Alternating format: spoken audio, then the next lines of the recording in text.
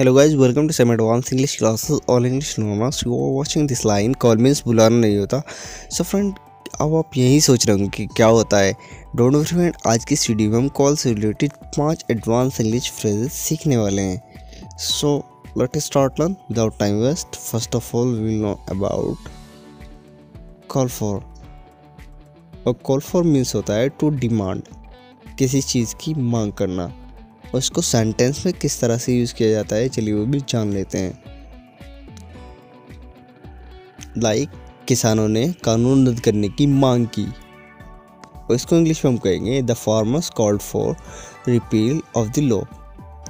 छात्र फिर से परीक्षा रद्द करने की मांग कर रहे हैं, और इसको इंग्लिश में हम कहेंगे स्टूडेंट और calling for repeal the exam again. नेता अपनी पार्टी में शामिल होने की मांग करते हैं. The leaders call for join their party. I have friend you would have understood well. Let's learn next one phrase. और next one phrase है calling. Calling means होता है someone, किसी को बुलाना, किसी emergency condition में बुलाना. और उसको सेंटेंस में कैसे यूज़ किया जाता है चलिए वो भी जान लेते हैं. कृपया डॉक्टर को तुरंत बुलाएं क्योंकि मरीज की स्थिति गंभीर है. और इसको इंग्लिश में हम कहेंगे please call in a doctor immediately as the condition of patient is serious. हमने आपकी मदद के लिए स्थानीय लोगों को बुलाया. We called in local people for your help. आप या तो खुद ये काम कर सकते हैं या आपकी मदद के लिए किसी स्थानीय बिल्डर को कॉल कर सकते हैं. और इसको इंग्लिश में हम कहेंगे You can either do this work yourself or call in a local builder to help you. I have friend you would have understood well this one phrase too. Let's the next one phase. और next one phase है हमारा call of. Call of means होता है to and, समाप्त करना, किसी भी चीज़ को समाप्त करना. लाइक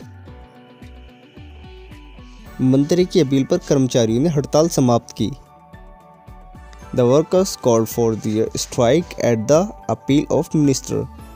किसान नए कानून को समाप्त करने का विरोध कर रहे हैं. The farmers are protesting call of new agriculture law. Lockdown खुलने की वजह से सभी बैंकों की हड़ताल खत्म हो गई. Due to the opening of the lockdown, the strike of all the banks called off.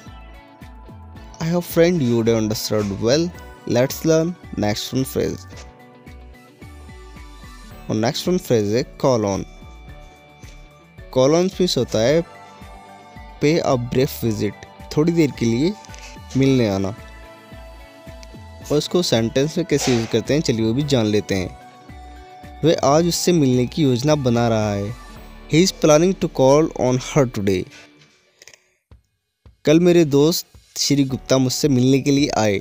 Yesterday my friend mister Gupta called me on. आज मैं प्रधानमंत्री से मिलने जाऊंगा.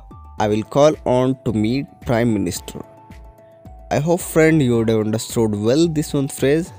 Let's learn next one phrase. और हमारा next one phrase है call upon. Call upon means होता है to request, निवेदन करना. तो call upon का second यूज़ होता है to invite, आमंत्रित करना. और उसको सेंटेंस में किस तरह से यूज़ किया जाता है चलिए वो भी जान लेते हैं. मैं अपने शिक्षा ऋण के लिए SBI से निवेदन कर रहा हूँ. I am calling upon two SBI for my education loan. उसे बेरोजगारी की समस्या पर चर्चा करने के लिए बुलाया गया था. He was called upon two discuss the problem of unemployment. राज्यपाल को शिक्षाविदों को संबोधित करने के लिए बुलाया गया था. The governor was called upon two address the academician. I hope friend you would have understood well all these phrases. Try to speak more and more these phrases in your daily life. If you want to learn this type advanced English phrases, keep on watching my video and don't forget like, share, subscribe my channel.